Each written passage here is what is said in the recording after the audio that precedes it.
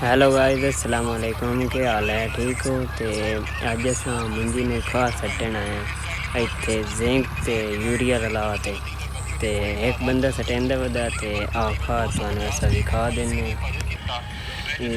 सारी मुंजी लगी हुई ते इस मुंजी ऐसा खाद सटेंदे वदे आ बंदा सटेंदा वदा आ देख ली ते तुहानू खाद विखा देने। मोटी जिंक ते यूरिया रले दोनों। हाँ देखिए,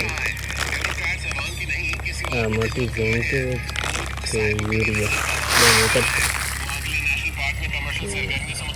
असा हूँ खाद सटेंदे वदे वेख ली ते मुंजी नू पानी लगो है वेख ली ते हुण एहदे विच ही सटनी तकरीबन किला डेढ़ सटने हूँ ते सुबह कल इंशाअल्लाह सट्टी तुहानू भी लोग विखा दिसो। ठीक है ते आ सारी मुंजी